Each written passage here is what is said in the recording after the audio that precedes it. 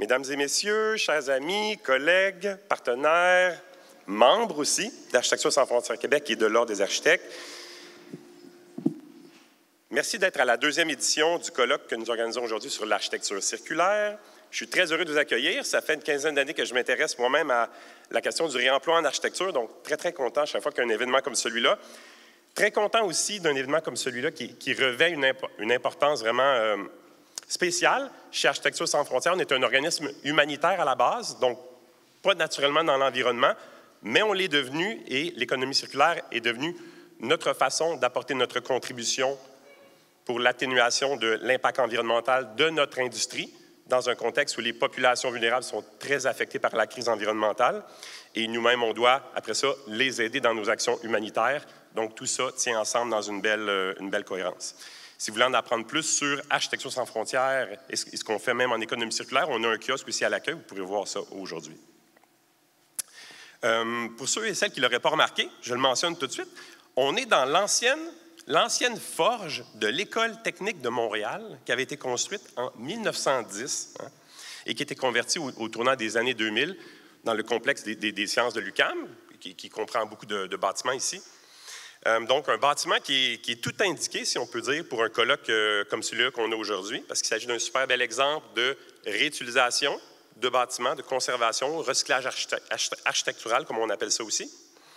Donc, pas très loin de la thématique d'aujourd'hui. Donc, en fait, le réemploi des bâtiments est la stratégie d'économie circulaire pas mal la plus importante dans le domaine de l'architecture qu'on peut mettre en œuvre, on tient à le souligner.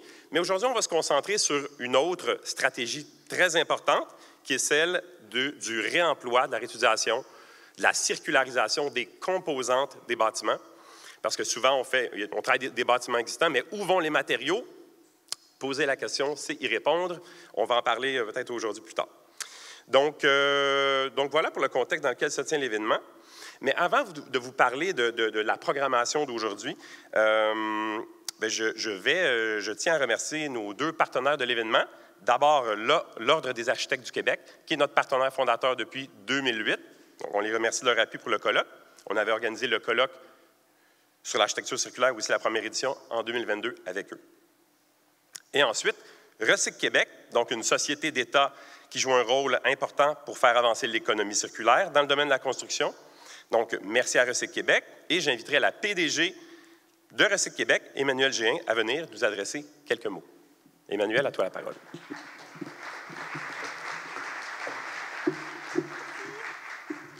Bon, là, je vais vous dire un secret pour commencer. Bruno va être papa dans les prochaines heures. Alors, il m'a dit tantôt, si je pars en courant, t'inquiète pas, c'est parce que ma femme accouche. Alors, merci de rien montrer de ton stress, Bruno, mais je comprends ce que tu vis là. Alors, mesdames et messieurs, bonjour, ça me fait plaisir d'être ici. Ça fait un peu plus d'un an que je suis en poste. Une des premières presque sorties que j'ai fait, c'est de rencontrer Bruno, qui m'avait gentiment fait visiter le Centre Reynaud avant même son inauguration officielle. Et aussi, presque un an, jour pour jour, on se retrouvait sur la même tribune pour inaugurer la plateforme WebRecyc, que vous connaissez probablement. Vous avez entendu parler de Tommy Bouillon.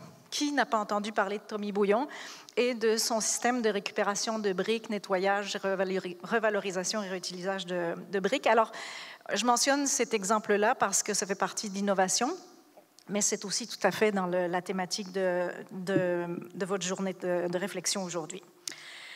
Le réemploi, oui, ça fait partie de l'économie circulaire. Chez nous, l'économie circulaire, c'est devenu vraiment un sujet extrêmement important, c'est central même, parce que ça fait partie de notre plan stratégique. On s'est fixé comme objectif de travailler, en fait, pour essayer d'atteindre un 5% de taux de circularité au Québec.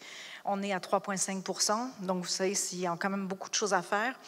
Et dans un des derniers rapports sur lesquels on a travaillé, ça met en fait en évidence que le secteur de la construction va jouer un grand rôle dans cette atteinte d'un meilleur taux de circularité. Actuellement, il y a 3 millions de tonnes de résidus de construction qui se retrouvent à l'enfouissement. En fait, ce sont des données de 2021. C'est 500 000 tonnes de plus qu'en 2018. Donc, on voit qu'il y a une augmentation. Et la moitié, donc effectivement, en fait, je dirais que 3 millions de tonnes, c'est à peu près 1,5 million de véhicules en termes de volume, là. Donc, c'est pour vous donner un petit peu l'ordre de grandeur de ce que ça fait par année, là. Au cours des derniers mois, on a travaillé fort pour susciter en fait un engouement autour de la circularité des matériaux de la construction. Recyc Québec avait été mandaté en 2022 pour mettre sur pied un comité de travail, un comité d'experts. Certains d'ailleurs sont dans la salle, je leur remercie de leur participation, de leur intérêt puis de leur passion aussi à travailler sur ce dossier. Donc, le comité a produit un rapport qui a été lancé le 5 juin dernier. Je ne sais pas si vous l'avez vu parce que ça a quand même bien sorti. Il y a 9 actions, 3 grandes orientations, en fait, objectifs dans ce rapport-là, qui sont d'abord la documentation en amont. Avec le comité de travail, on a voulu faire une cartographie de toutes les étapes que doivent franchir un matériau de construction de la production jusqu'à mise au rebut, puis on a eu bien de la misère. On a eu bien de la misère à monter cette cartographie-là parce qu'il y a plein d'informations qu'on n'a pas. Il y a des volumes, des quantités qu'on n'a pas. On s'est rendu compte qu'il y avait, selon le territoire, il y a des endroits où il n'y a pas d'infrastructure pour soit accueillir les matières, valoriser, conditionner les matières. Donc, on s'est rendu compte vraiment de l'étendue du travail. Là, c'est hallucinant. Donc, oui, première étape, documenter la chaîne de valeur. Deuxième étape, deuxième objectif, c'est d'agir sur les intervenants qui sont en amont. La réglementation municipale, comment est-ce que dans les permis municipaux, on peut prévoir des clauses, des articles de réglementation qui vont obliger les promoteurs à mieux gérer leur matière. On va aller voir les architectes, comment concevoir des projets en intégrant vraiment de la matière valorisée ou en réduisant la quantité de matériaux qu'on a besoin pour construire.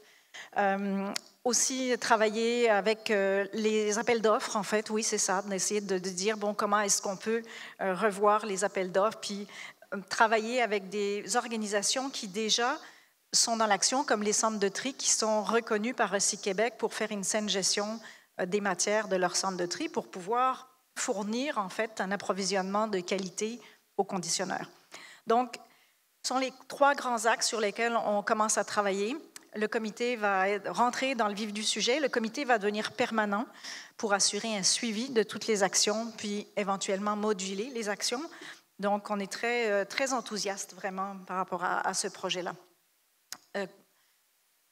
Oui, les gens du comité sont investis, mais vous êtes tous aussi, si vous êtes là, sensibles à cette meilleure gestion des matériaux. Donc, on a plusieurs personnes de chez nous ici aujourd'hui. Je les remercie d'ailleurs. Luc Morneau, je ne sais pas si tout le monde le connaît, mais sûrement.